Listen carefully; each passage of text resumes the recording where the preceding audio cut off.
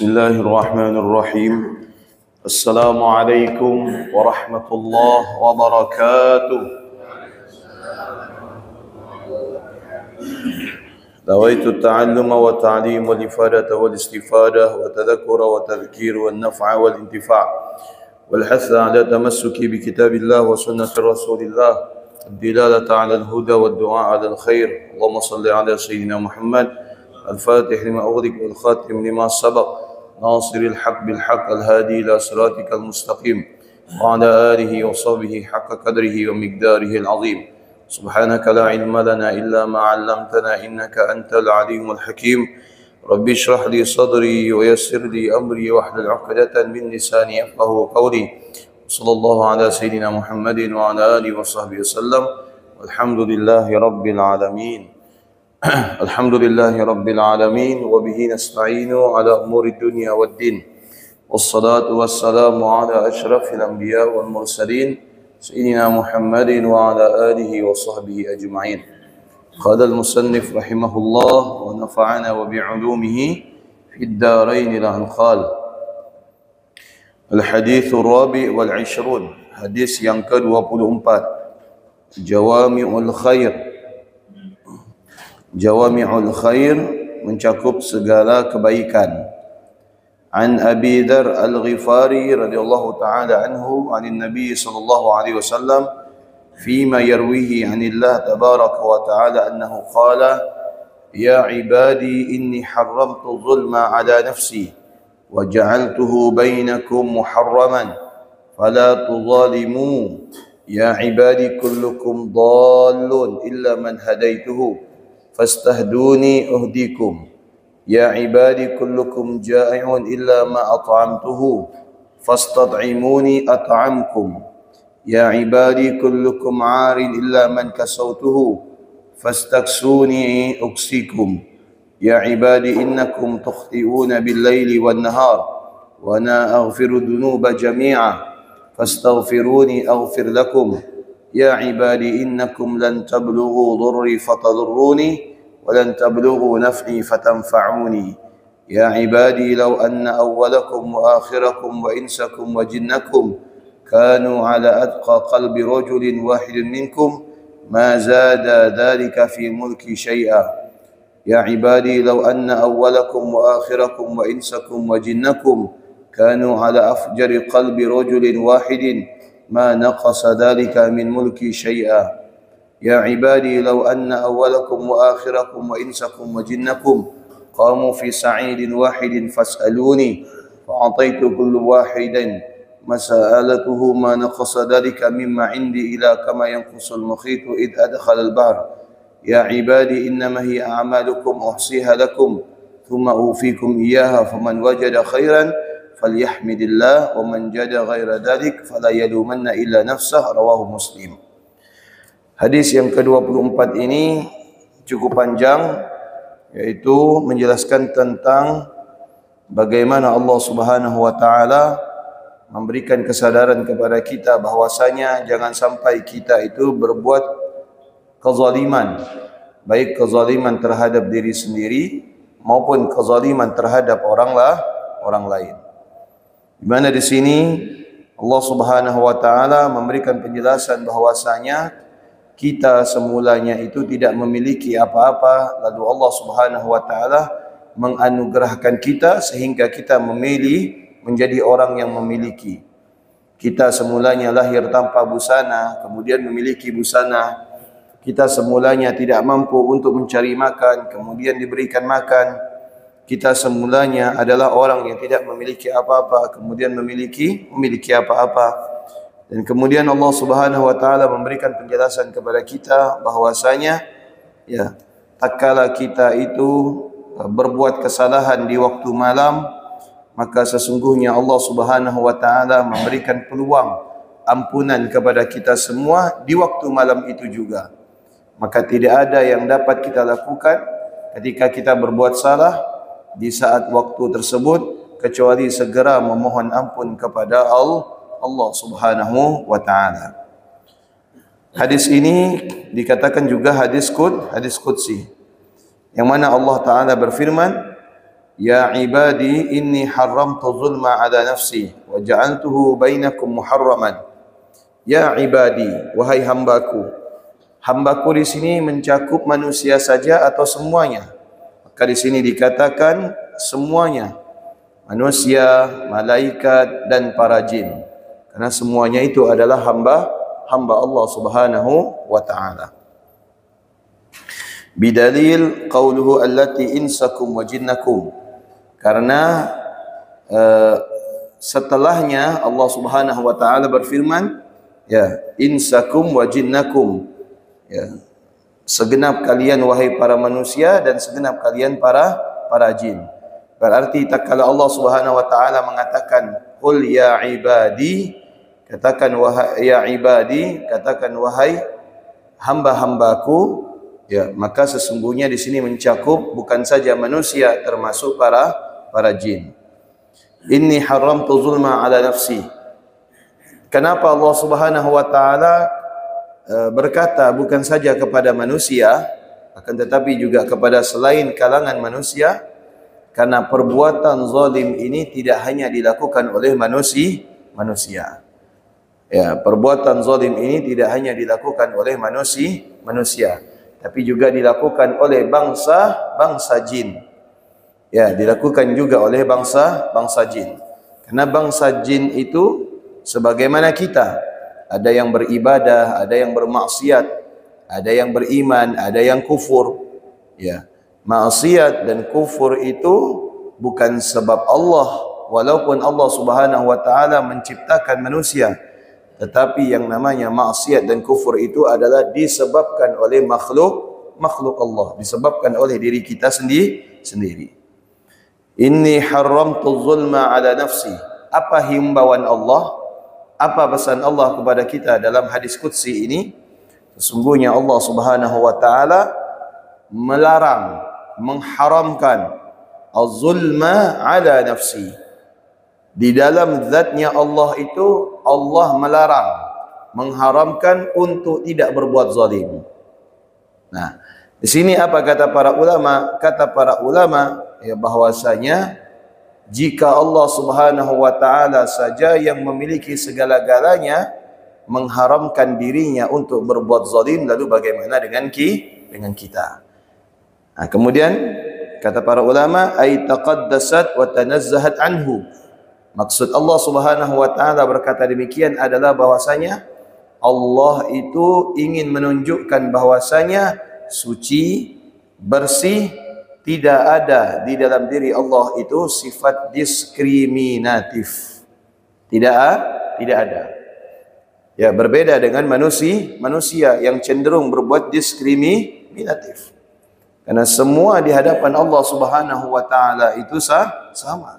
Ya, semua dikasih rezeki. Betul? Semua dikasih rezeki, semua diberikan umur, semua diberikan kesehatan, semua diberikan kekuatan oleh Allah Subhanahu wa taala. Tidak ada Allah Subhanahu wa taala, ya, berlaku kepada hamba-hambanya itu bentuk diskriminatif atau kezaliman. Tidak ada. Wa hikmatuhu biistihalatihi ala nafsi lianna ma'nahu lughatan wad'u syai' fi ghairi mahalli. Nah, kita harus tahu apa sih zalim itu? Nah, zalim itu apa? Ya, zalim itu adalah, ya, zalim itu bukan lantas kita mukul orang zalim. Ya, bukan ngejek orang zalim.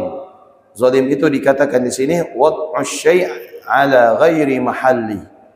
Menempatkan sesuatu bukan pada tempatnya. Ya, menempatkan sesuatu bukan pada tempatnya. Itu adalah zalim. Kalau bahasa kita itu apa? Menempatkan sesuatu bukan pada tempatnya. Apa? Kalau bahasa kita? Ceroboh. Betul. Ceroboh. Itu bentuk kezaliman, yang menempatkan sesuatu bukan pada tempatnya. Wa ma'nahu syar'an at-tasarruf fi mulkil ghairi bi ghairi haqqin. Ya. Makna secara syara' adalah at-tasarruf fi mulkil ghairi bi ghairi haqqin, yakni menggunakan sesuatu tanpa tujuan yang benar. Itu zalim.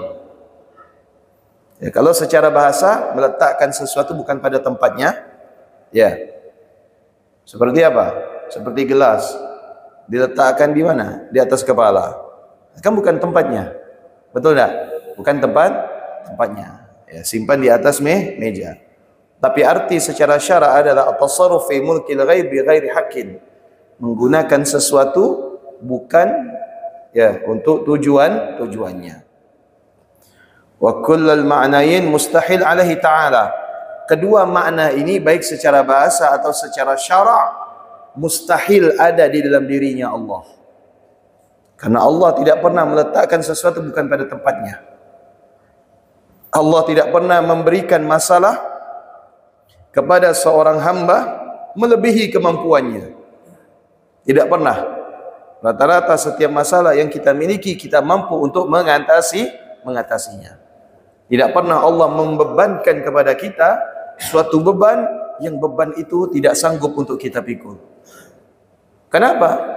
Karena Allah Maha mengetahui bagaimana kemampuan hamba-hambanya. Allah Maha mengetahui, oh kemampuan saya sampai di sini diberikan beban. Oh kemampuan saya di sini diberikan beban. Apakah beban karyawan dengan atasan itu sama? Beda. Karena kemampuan bawahan dengan atasan juga berbeda. Betul. Di situ Allah Subhanahu wa taala memperlakukan setiap hamba-hambanya. Tidak mungkin ditukar oleh Allah. Beban pimpinan diberikan kepada karyawan, beban karyawan diberikan kepada pimpinan. Tidak akan mungkin. Tidak akan ditukar oleh Allah Subhanahu wa taala. At-tasarruf fi mulkil ghairi bi ghairi haqqin.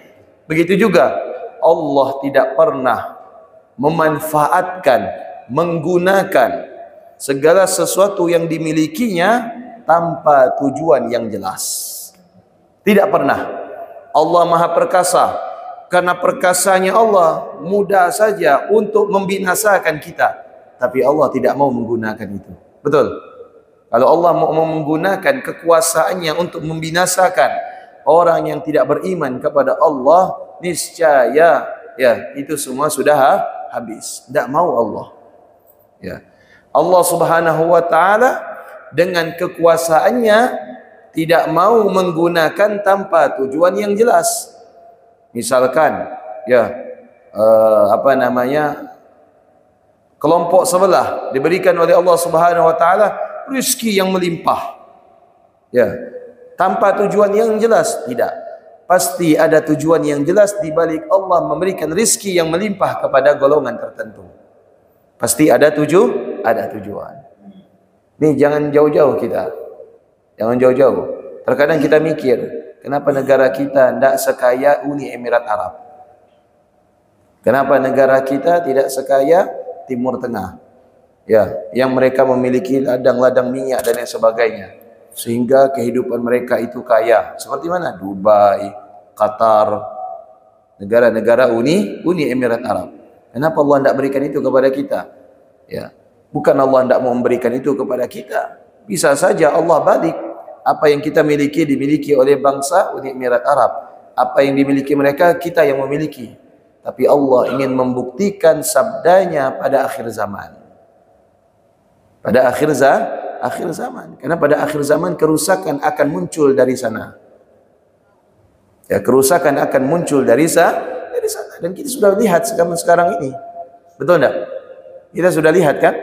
Yang sebelumnya ya negara itu ketat memperlakukan batasan terhadap laki-laki dan wanita, akhirnya larangan itu dicabut. Di saat kita di sini ingin menerapkan batasan itu, namun di sisi lain mereka justru ingin membebaskan. Ya, jangan jauh-jauh. Kita lihat di negara Arab Saudi. Ya, sekarang sudah bebas. Beda dari dulu. Kalau dulu perempuan itu tidak boleh bawa mobil. Perempuan itu tidak boleh bawa mobil. Karena memang perempuan itu dimanjakan. Ya, dimanjakan. Karena di sisi lain juga, kalau di sana perempuan bawa mobil itu mudaratnya lebih banyak.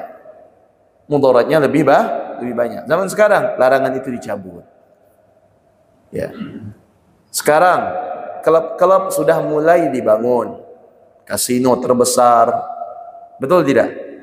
Nah, kemudian pantai-pantai sudah membebaskan, mereka itu membuka aurat mereka. Ya, memang Allah berikan kelebihan kepada mereka, rizkinya, kemakmuran daerahnya Allah berikan. Karena memang pada akhirnya kerusakan itu muncul dari sana. Karena dikatakan dalam hadis Nabi SAW, yang mana Nabi ini juga tahu dari Allah, dapat bocoran dari Allah. Dikatakan bahwasanya nanti akhir zaman akan terjadi di suatu daerah, negara, yang mana seorang anak raja, putra mahkota akan membunuh ayahnya. Akan membunuh ayahnya demi kekuasaan. Demi kekuasaan. Ya. Demi kekuasaan. Dan itu zaman sekarang sudah terjadi. Ya, ajudan ayahnya dulu dibunuh. Padahal ajudannya itu serba bisa, terkenal di dunia. Itu ajudan terhebat di dunia, bisa bawa pesawat sendiri malahan. Ya, habis dibunuh. Ada yang mengatakan yang bunuh temannya. Masa temannya yang bunuh teman? Ya, dilemahkan dulu orang, kekuatan yang mendekati ayahnya itu dilemahkan dulu. Begitu lemah diganti dengan orang dia. Jadi seorang anak akan memonopoli kerajaan dari belakang layar. Ya, Allah tidak pernah zalim.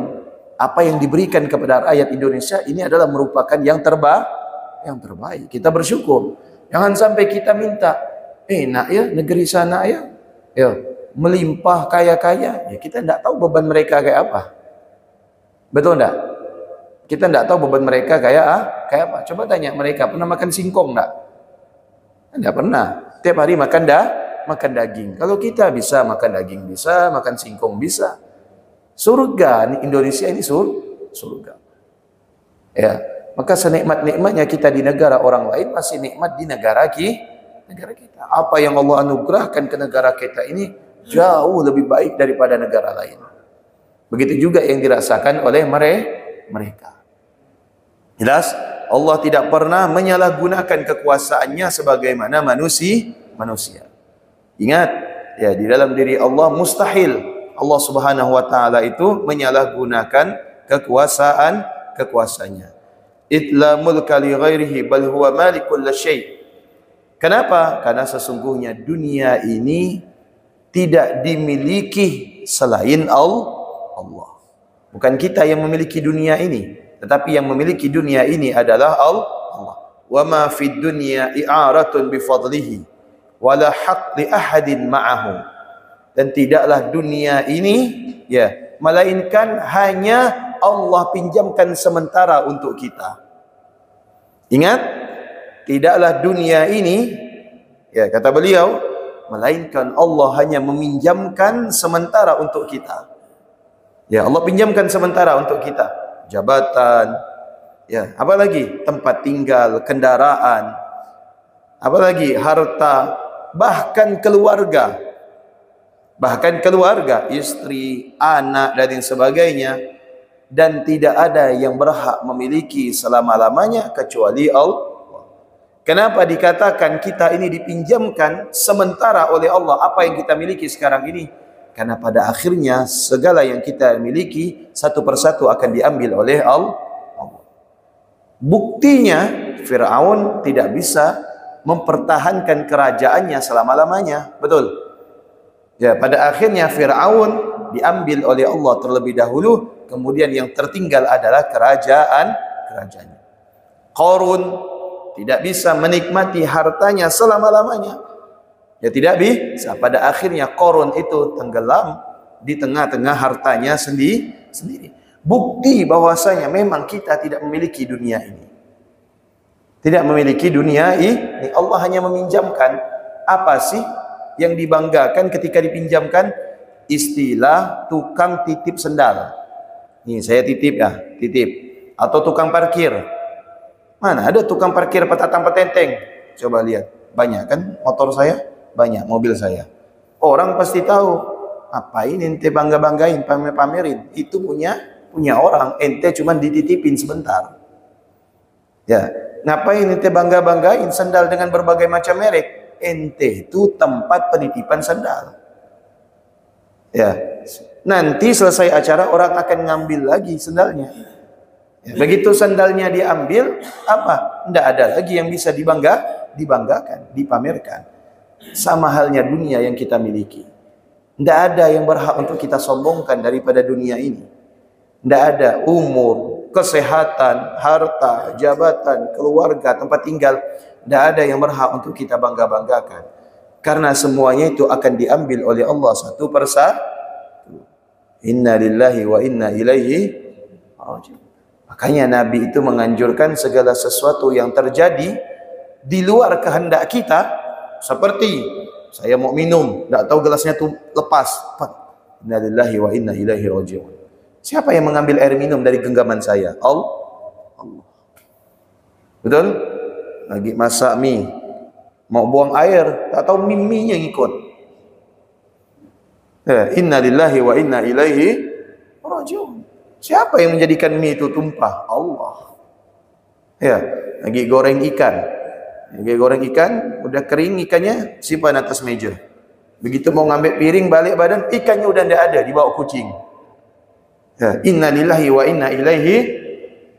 Jangan dibawa sapu. Orang ajar, kucing tak tahu adab, kucing tak sekolah. Ya memang kucing tak sekolah. Ya. Kucing memang tidak sekolah. Marah-marah ada sama kucing.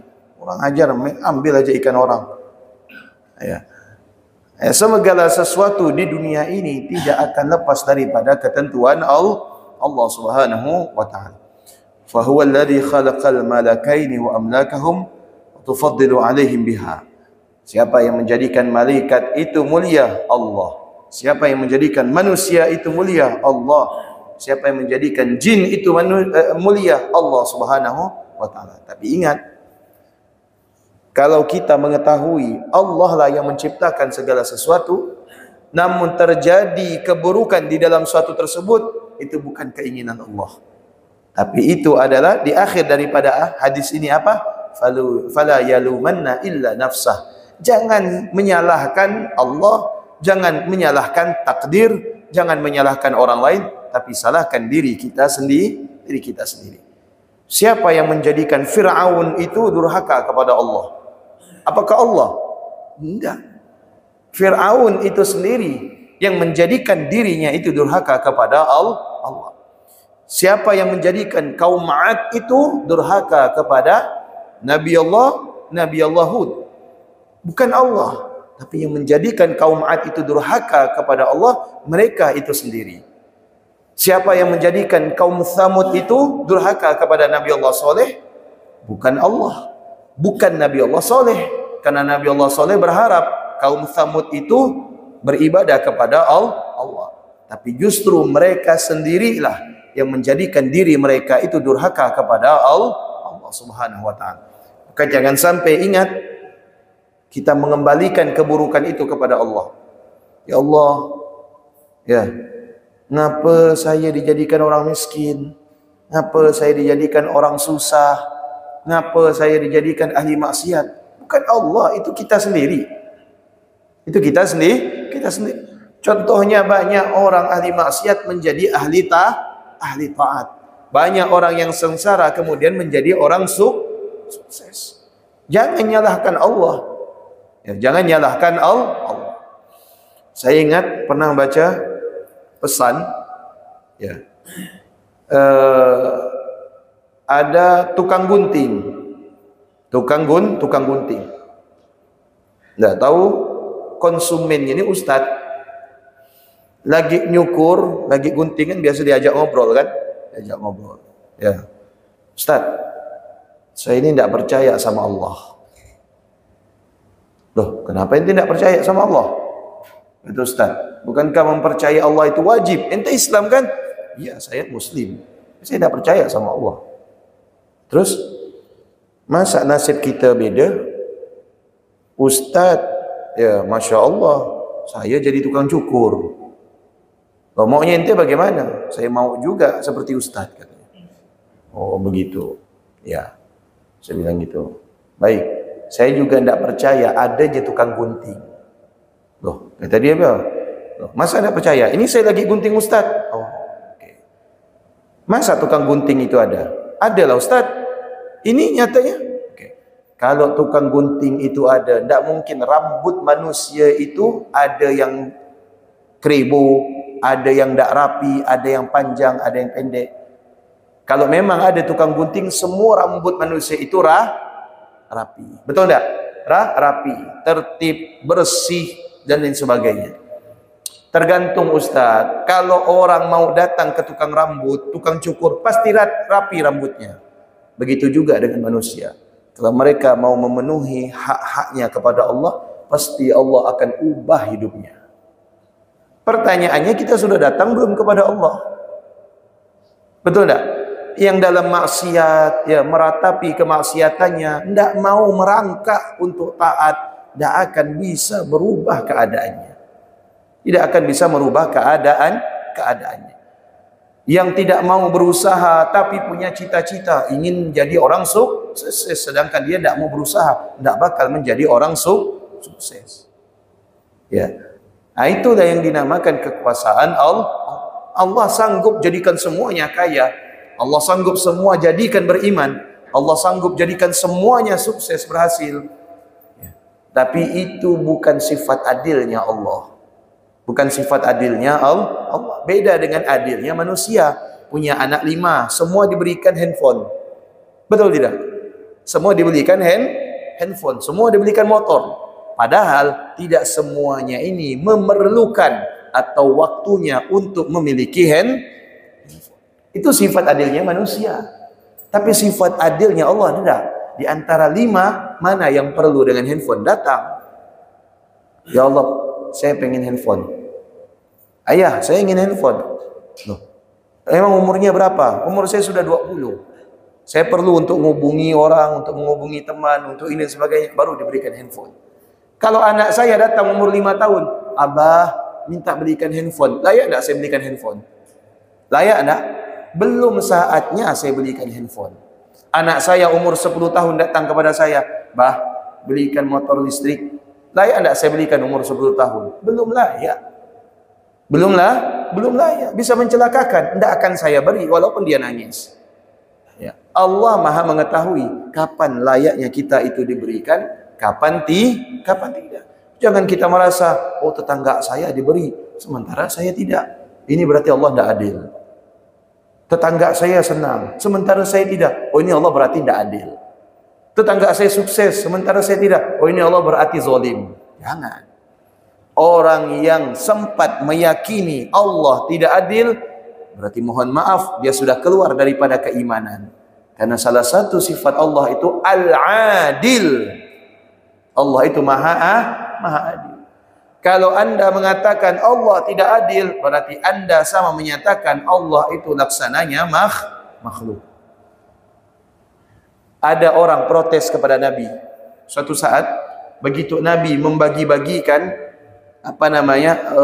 ghanimah, membagi-bagikan ghanimah, harta rampasan perang, ada satu yang protes kepada Nabi.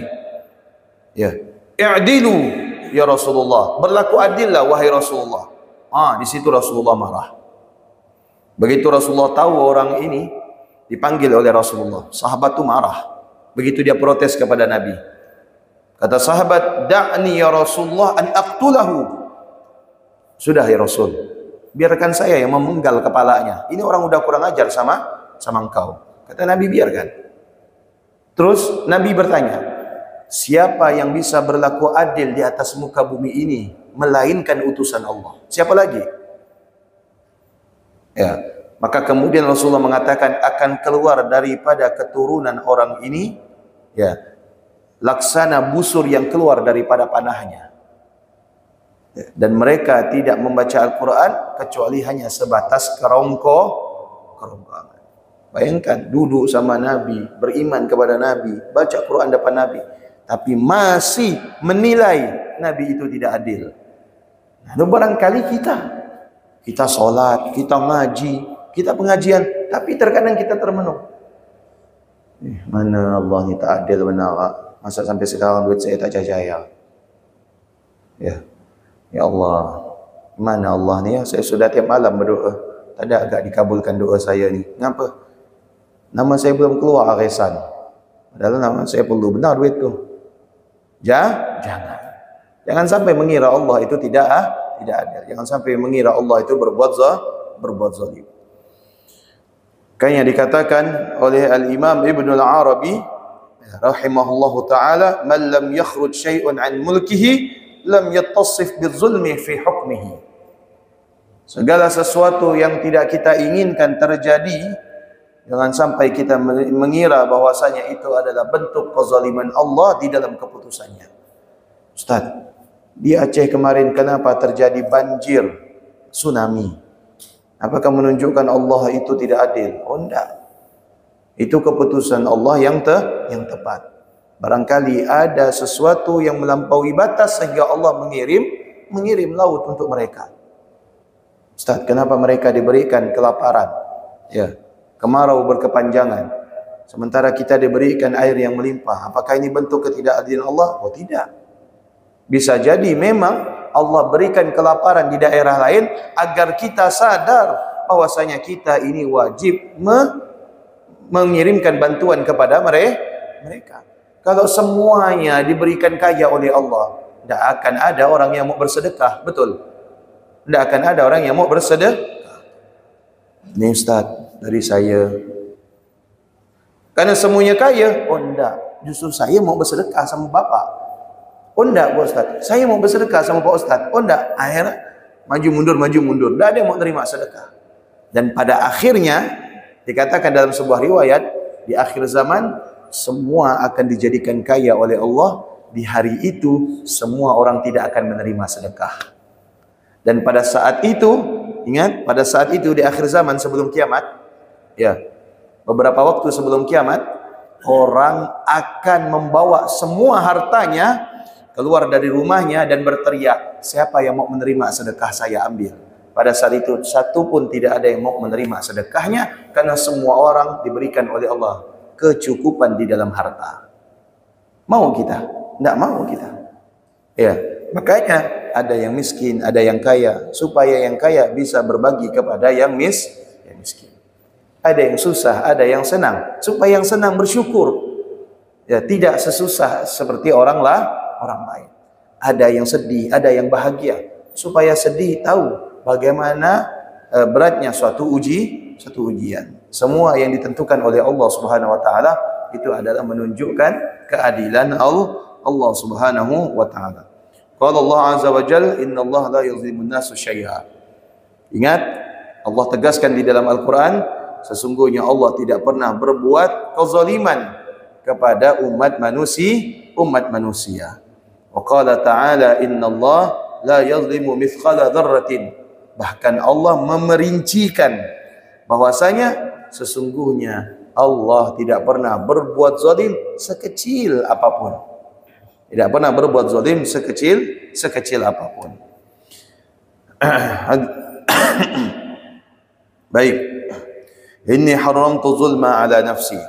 Dikatakan dalam hadis qudsi ini bahwasanya ya keterangannya adalah kezaliman itu ada dua. Ada kezaliman yang kita lakukan terhadap selain diri kita, ada kezaliman yang kita lakukan untuk diri kita.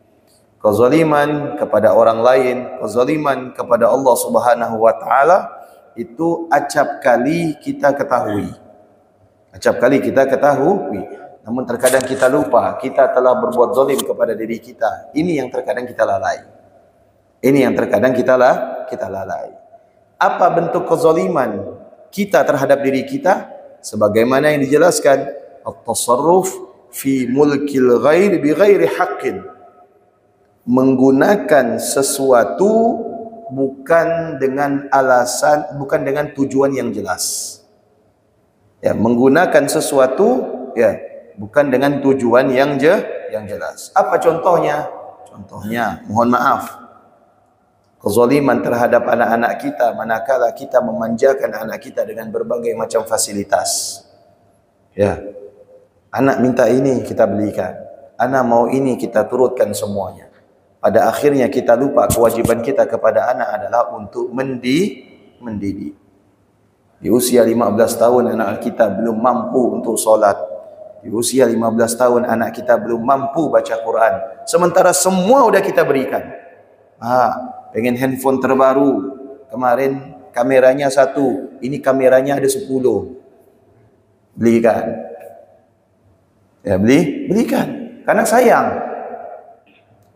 Kata temannya, jangan dibelikan. Ya, kalau saya tidak belikan, zolim saya. Ya, kawan saya aja saya belikan. Masa anak sendiri tidak? Oke. Menurutnya zolim. Ya. Anak minta belikan kendaraan. Ya, minta belikan kendaraan. Padahal belum waktunya belikan kendaraan. Karena sayang. Pada akhirnya dengan berbagai macam fasilitas yang kita berikan kepada anak-anak kita, menjadikan anak kita lupa kewajibannya kepada Allah. Begitu waktu solat Jumat, Allahu Akbar, Allahu Akbar. Ayahnya siap-siap dengan koko, dengan sarung, dengan syal. Anaknya masih asyik di dalam kamar dengan handphone, dengan kerjaannya, dengan tugasnya, dengan hobinya. Nak solat nak? Nanti ya. Azan kedua baru ke masjid. Ya. Jangan tak ke masjid ya. Ya.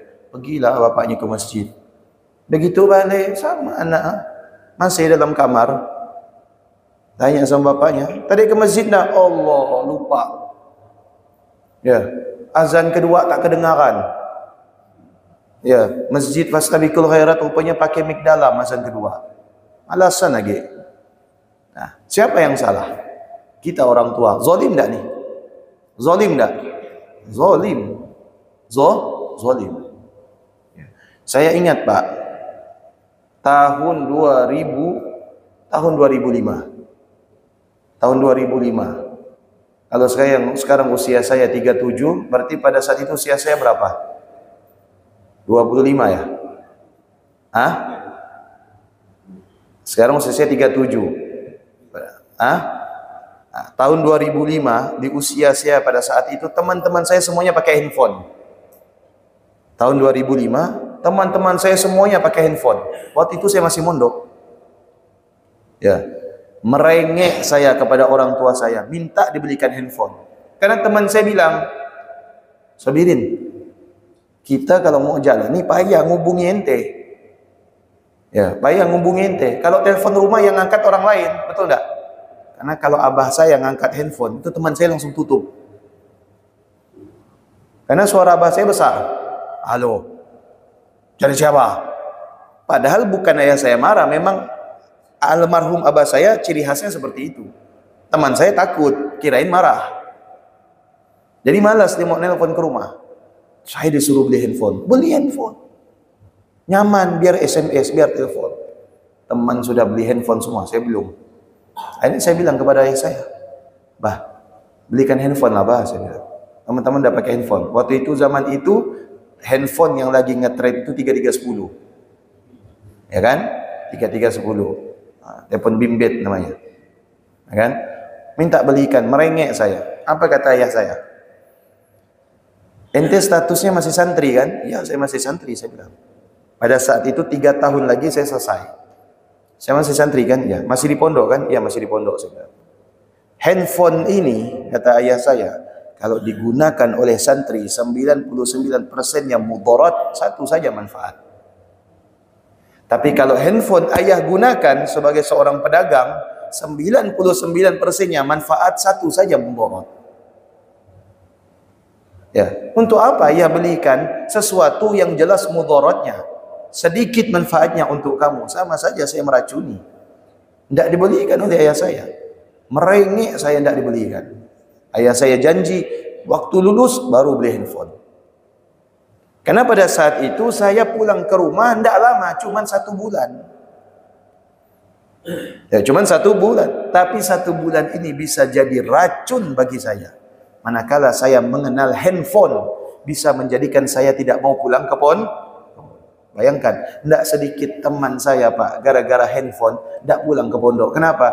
Karena nyangkut dengan cewek. Iya, waktu itu zaman-zamannya bucin. Tahu bucin bu? Lebih manis dari micin. Ya, telepon cewek dan sebagainya. Akhirnya apa? Begitu Waktu pulang ke pondok 10 Syawal, 10 hari lebaran, boleh pulang ke pondok. Teman saya, tak bisa balik sekarang nih, ngapa pula? Masih ada kerjaan. Kerjaan apa? Emang kita kerja apa? Rupanya masih nyangkut dengan cewek, masih ini dan lain sebagainya, masa-masa kasmaran. Akhirnya beberapa teman saya itu apa? Memilih berhenti dari pondok gara-gara cewek. Handphone ini, tiap malam nelpon cewek, tiap malam nelpon cewek. Emang betul, sekarang baru menyadari, betul. Kalau dulu bapak saya belikan saya handphone, Allah. Bisa-bisa apa? Bisa-bisa saya tidak pulang ke pondok. Ya. Nah, disinilah bentuk kezaliman yang terkadang tidak kita rasakan. Ya, yang tidak kita sadari. Dibalut dengan apa? Rasa kasih sayang yang besar sekali terhadap keluarga, terhadap anak. Padahal itu adalah bentuk kezaliman. Sayangnya sama istri luar biasa. Istri tiap bulan disuruh ke salon, tiap bulan disuruh belanja. Tapi tidak pernah istri itu disuruh pengajian. Padahal istri itu punya kewajiban kepada Allah. Istri harus sholat. Ya, istri kemudian harus baca Quran. Bagaimana dia bisa sholat, bisa baca Quran, sedangkan hari-harinya suaminya suguhkan dengan hal-hal duniawi. Ya. Istri itu juga wajib sholat. Sesibuk apapun istri, ya, sepadat apapun jadwal istri kita, seberat apapun tanggung jawab istri kita, kewajibannya kepada Allah tetap tidak bisa ditinggalkan. Tidak ada alasan memasakkan suami kemudian meninggalkan sholat. Ngapa tidak sholat, Bu? Ya, kami tadi sholat ngapa tidak ikut? Saya sibuk masakkan suami saya.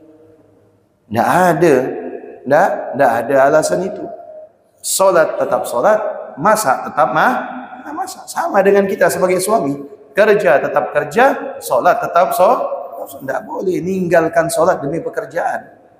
Ya, seberapa besar pentingnya pekerjaan kita ketimbang sholat sampai kita meninggalkan sholat. Ini terkadang kezaliman yang tidak kita sadari. Waja'altuhu bainakum muharraman. Ingat, sekecil apapun perbuatan zalim itu, ya, di antara kita, maka diharamkan oleh Allah Subhanahu wa taala. Hakamtu bitahrimihi alaikum wa mana'tukum minhu liqabhatin wa adhiyatun nafsi wal khalqi bihi. Kezaliman kita kepada orang lain itu bentuknya bagaimana? Banyak.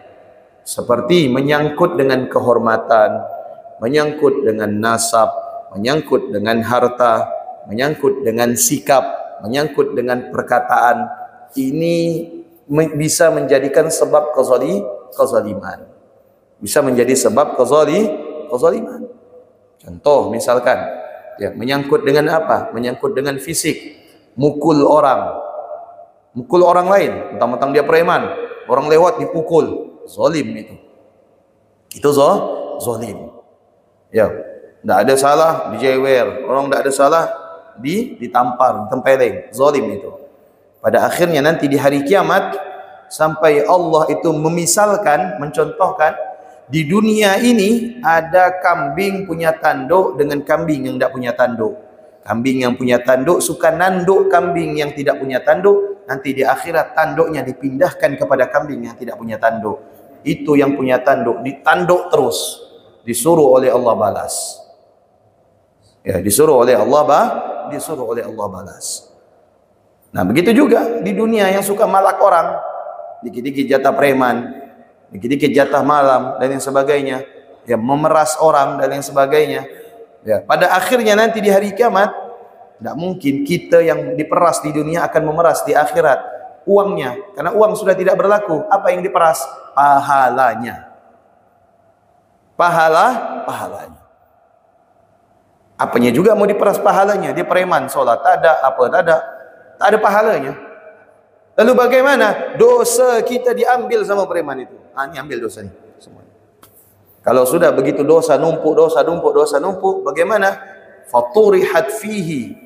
Kata Nabi, dibuang ke dalam api neraka. Salah siapa itu? Salah diri sendiri.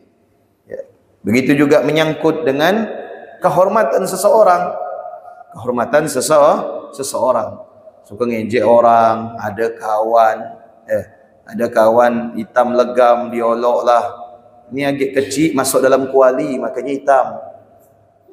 Ya, diolok dan yang sebagainya. Ada kawan penglihatannya beda, dibilanglah apa buta ayam dan yang sebagainya. Jangan. Itu bentuk kezaliman. Ya, itu bentuk kezaliman.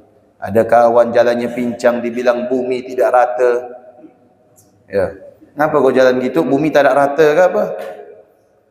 Jangan. Itu menyangkut kehormatan. Ya, itu bentuk kezaliman juga, bentuk kezaliman. Di antara sekian kezaliman yang banyak yang dilakukan oleh manusia, ternyata puncak kezaliman itu apa? Puncak kezaliman itu adalah berbuat syirik kepada Allah. Itu puncak kezaliman. Kezaliman itu banyak, tapi puncak kezaliman itu adalah berbuat syirik. Dijelaskan oleh Allah, inna syirka la zulmun azim. Sesungguhnya berbuat syirik itu adalah bentuk kezaliman yang sangat besar. Kenapa dikatakan kezaliman yang sangat besar? Ya, karena ini sudah urusan Allah. Berbuat syirik artinya menyamakan antara Allah dengan makhluknya, memposisikan Allah sebagaimana makhluk, ya, atau memposisikan makhluk sebagaimana Allah Tuhan. Tadi malam saya lihat video itu, ya Allah, saya kira orang masak kaki sapi disiram pakai susu, terus ditabur apa gitu kayak tepung. Saya kira ini masak kaki sapi. Rupanya sapi disembah. Ya, kelompok sebelah itu. Ya, yang ibu-ibu suka dengar lagunya tuh. Ya, saya doakan anak saya lahir kayak orang itu, katanya. Nyembah sapi mau. Nyembah sapi. Rupanya sapi disembah. Jadi sapi itu di tengah-tengah, ya, disiram susu. Kemudian digantungkan duit. Ya, di bawahnya tuh dibakar setanggi. Dikasih pita, dikasih bunga. Ya Allah, sapi disembah. Mana nalar itu tak masuk kita. Betul tak? Jadi saya baca komen ya, saya suka baca komen. Yang komen tuh orang Indonesia bilang apa? Enak kalau direndang. Saya bilang kalau ente di sana ini habis ente. Komen kayak gini. Siapa yang menjadikan mereka itu menyembah sapi? Allah, kan? Tak mungkin Allah ingin hambanya itu tersesat, betul? Tak mungkin. Mereka sendiri yang menjadikan sapi itu sebagai sesembahan. Mereka sendiri yang menjadikan diri mereka seperti itu. Sapi disembah. Ada lagi satu jenis, satu bangsa ini, satu daerah nyembah tikus. Ya Allah. Jadi dia punya kuil tempatnya ibadah itu, ya Allah, merinding saya ngeliat tikus tuh. Satu tikus ya kita udah ngeloncat. Apalagi tikus sampai sebegitu banyak, penuh. Ditanya wawancara, kenapa tikusnya tidak diusir? Apa yang ada di rumah Tuhan ini adalah Tuhan juga. Berarti tikus ini adalah titisan Tuhan. Aduh, saya bilang. Maka kita bersyukur Allah berikan kita agama Allah berikan kita iman. Ya, enggak nyembah yang kayak gitu tuh. Itu mana mau disembah sapi? Ya, tikus itu disembah. Ya Allah. Nauzubillah. Syirik itu adalah perbuatan zalim yang sangat besar itu. Ya, dosanya besar. Apa itu syirik? Memposisikan Allah sebagaimana makhluk. Allah tidak adil. Yang tidak adil itu manusia. Allah tidak bijaksana. Yang tidak bijaksana itu manusia. Ya, Allah itu lemah. Yang lemah itu manusia. Allah Maha Adil. Allah Maha Bijaksana. Allah Maha Kuat. Allah Maha Perkasa.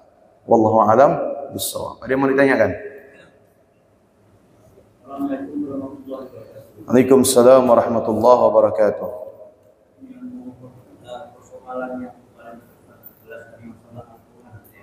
Ya. Kadang-kadang dengan orang saya sendiri lah. Kadang-kadang saya dengar orang azan, pertama saya masih mendengar Tuhan. Atau saya salat, orang juga membaca al-Quran. Apakah itu boleh? yang lebih baik itu bagaimana kita membaca dan menjaga Al-Quran itu supaya akadnya tinggi. Kan kalau kita di belakang membaca di depan ada Iya. salah satu dari kalau misalnya mendengar orang adzan kita membaca atau sama-sama membaca, ada yang suaranya sedang, ada yang suaranya keras, ada yang lain itu. Baik. Assalamualaikum warahmatullahi wabarakatuh. Pertama, kalau misalkan ada panggilan adzan, maka segala macam yang kita simak itu harus kita hentikan. Harus dihentikan. Makanya sampai dikatakan dalam sabda Nabi, apabila kalian mendengar adzan, maka hendaklah kalian berkata sebagaimana yang dikatakan oleh muadzin. Maknanya, sekalipun kita membaca Al-Quran, berarti tidak ada yang lebih baik kecuali kita menjawab adzan. Begitu adzan, maka ketika kita membaca Al-Quran, tutup. Sadaqallahul azim. Karena ini adalah panggilan Allah Subhanahu wa ta'ala. Ya ayyuhalladzina amanu istajibu lillahi war rasul idza da'akum lima yuhyikum. Wahai orang yang beriman, istajibu lillahi war rasul. Penuhi panggilan Allah dan penuhi panggilan Rasulullah sallallahu alaihi wasallam idza da'akum lima yuhyikum. Apabila ya Allah dan Rasul itu memanggil kalian dengan panggilan. Nah, maka kalau kita sudah mengetahui baca Quran saja wajib untuk ditutup ketika adzan, maka sama halnya dengan menonton televisi, ya, membaca buku dan lain sebagainya atau berbicara, maka semua aktivitas itu harus dihentikan sebagai penghormatan kepada adzan. Yang kedua, manakala ada orang yang akan melaksanakan solat dengan orang yang ketika mengaji, maka kedua-duanya ini harus memiliki kebijaksanaan. Kalau misalkan solat yang didirikan itu adalah solat berjamaah, maka tidak boleh ada pembacaan Al-Quran. Ya. Orang lagi sholat jamaah, dibaca Quran, tak boleh. Tak boleh. Hendaknya dia itu memelankan suaranya. Kalau dia sudah sholat.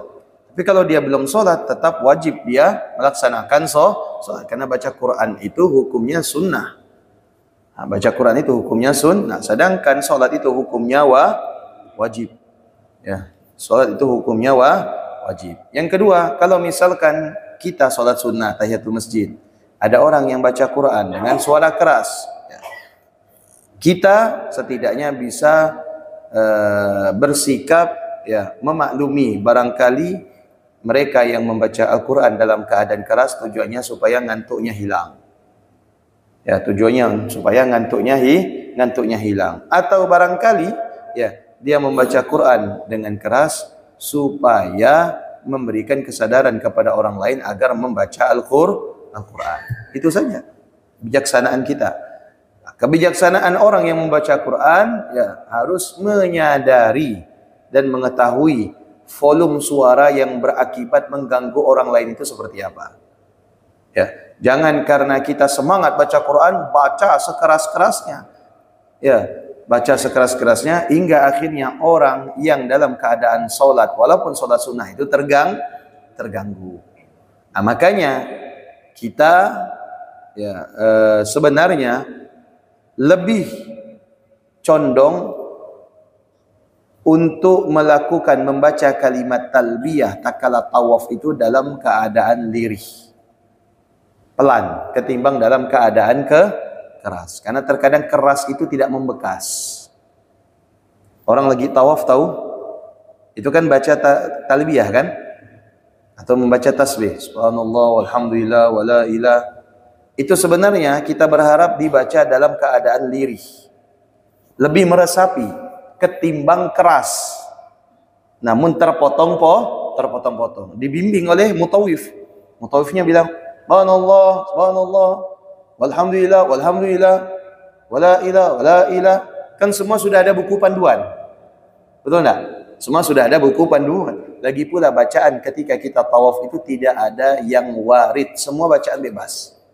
Anda mau baca zikir boleh, Anda mau baca salawat boleh sepanjang tawaf, Anda mau membaca istighfar boleh, Anda mau membaca tasbih saja boleh. Karena tidak ada zikir yang tetap qat'i tak kala melaksanakan tawaf. Karena semuanya itu sunnah kecuali tawaf itu sendiri hukumnya wajib. Makanya kita lebih condong untuk membacanya dalam keadaan diri. Subhanallah walhamdulillah wala ilaha sambil diresapi. Sambil diresapi ketimbang membaca dengan suara yang keras namun tidak membekas. Jelas Pak ya? Paham ya? Yang ketiga, kita mau sholat, ada orang baca Quran di belakang. Ya, ada orang baca Quran di belakang. Kalau memang kita bisa pindah-pindah.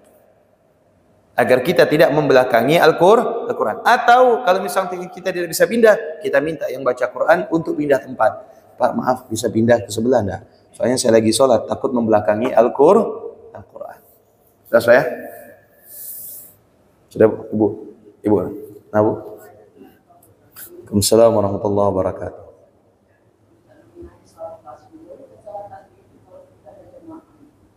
Berjamaah. Oke. Ya. Ya. Salat sunnah berjamaah disunnahkan itu dikerjakan hanya di saat Ramadan. Seperti salat tarawih dan salat witir serta salat tasbih. Adapun di hari-hari lain disunahkan untuk dikerjakan sendiri. Namun boleh dikerjakan berjamaah. Boleh, tapi dianjurkan untuk dikerjakan sendiri. Hanya di bulan suci Ramadan, salat sunnah itu dianjurkan untuk dikerjakan dalam keadaan berjamaah. Sama halnya dengan salat witir. Salat witir dikerjakan dalam keadaan berjamaah itu disunahkan kapan? Ramadan. Adapun di bulan lain tidak disunahkan.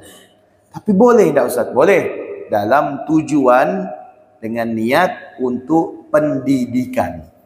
Boleh. Kalau sendiri barangkali banyak sangsotnya ibu-ibu nih. Misalkan, tidak bisa Pak Ustaz, sering telajak, lupa tasbih. Ya, akhirnya kita laksanakan berjamaah untuk mendidik. Boleh. Boleh. Ya. Tahu. Waalaikumsalam warahmatullahi wabarakatuh.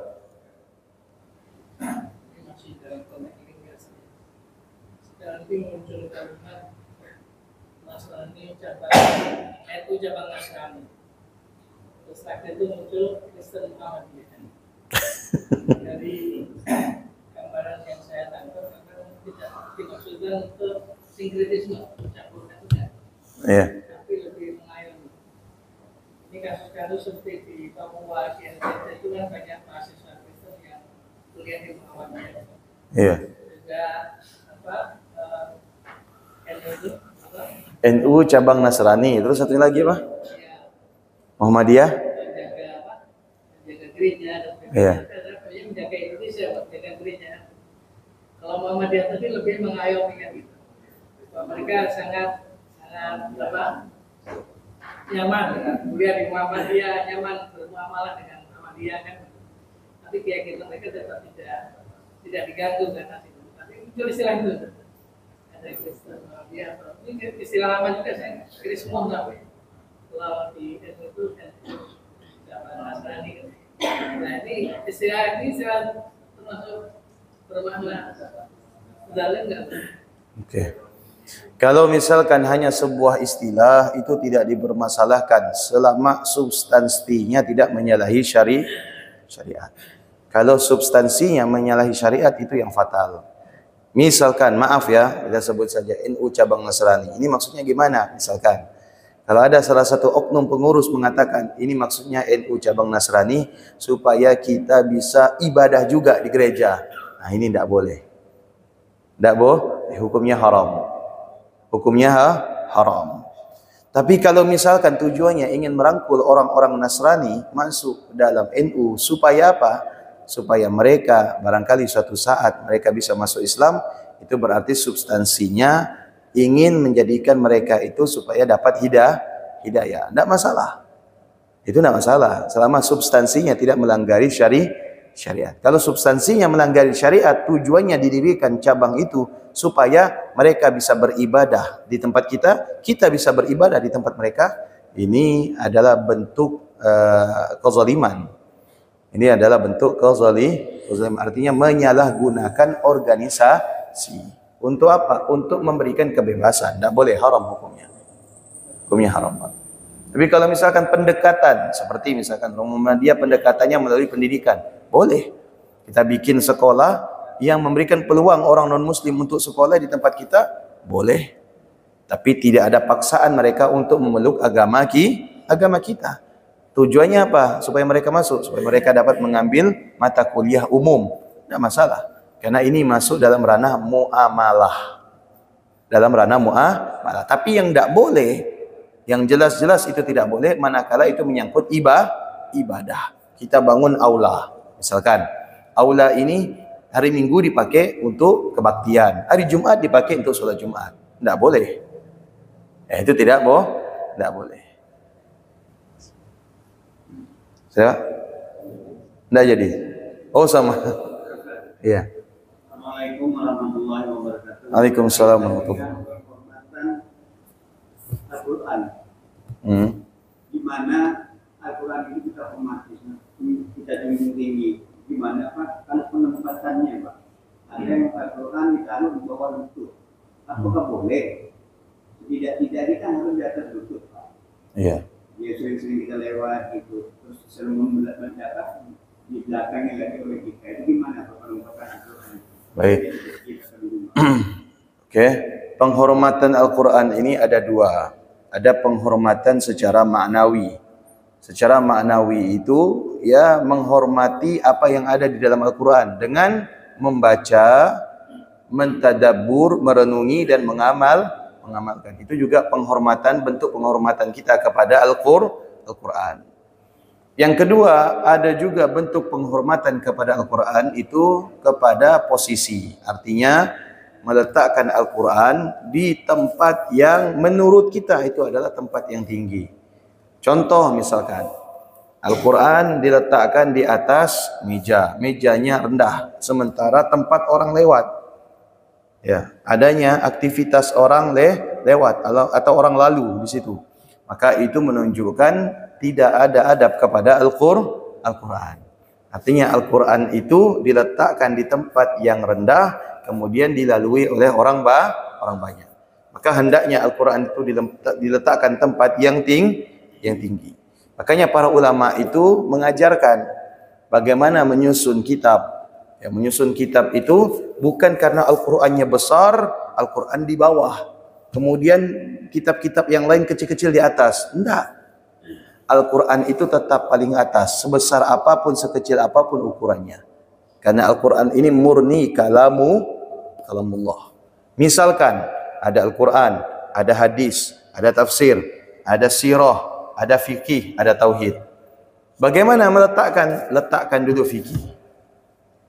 Sudah fikih, di atasnya adalah tauhid. Di atasnya hadis. Di atasnya lagi tafsir, baru kemudian Al-Quran. Jelas? Tidak boleh Al-Quran dijadikan paling bawah. Tidak boleh. Bahkan para ulama menghukumi haram. Karena bagaimanapun itu adalah kalamullah. Yang kedua, meletakkan handphone di atas Al-Quran, kacamata di atas Al-Quran, kemudian kunci di atas Al-Quran, tasbih di atas Al-Quran, itu semuanya tidak boleh. Itu tidak boleh. Ini bukan buku biasa. Ini adalah kalamullah. Ya, tidak boleh. Sama halnya ketika meletakkan handphone di atas kitab-kitab yang lain, yang ada ayat-ayat Allah dan sebagainya. Karena murni buku ini isinya hadis, sedangkan handphone isinya apa? Oh, macam-macam. Yang bugil ada, yang berjilbab ada. Betul tidak? Macam ini udah kayak gado-gado pasar ini. Semuanya diletakkan di atas kitab hadis. Layak tak? Ya, tidak layak. Kecuali kita buka aplikasi Al-Quran, maka hukumnya Al-Quran boleh kita letakkan di atasnya. Tapi begitu aplikasinya sudah ditutup, tidak boleh diletakkan di atasnya. Apalagi ya dimasukkan dalam ini. Tidak boleh. Kecuali dalam keadaan ada hajat. Misalkan supaya ini tidak kebalik, letakkan di atas. Itu boleh. Tapi kalau tidak ada hajat, tidak boleh. Jelas tidak? Paham? Itu. Kalau nyusun tidak masalah. Boleh. Nyusun tidak masalah. Tapi kalau yang nimpa itu, tidak boleh. Terus ya? Wallahu a'lam bissawab. Mudah-mudahan bermanfaat. Oh, hari ini cuti bersama ya? Ya, libur ya? Bismillahirrahmanirrahim. Subhanakallahumma wa bihamdika asyhadu an la ilaha illa anta astaghfiruka wa atubu ilaik. Assalamualaikum warahmatullahi wabarakatuh.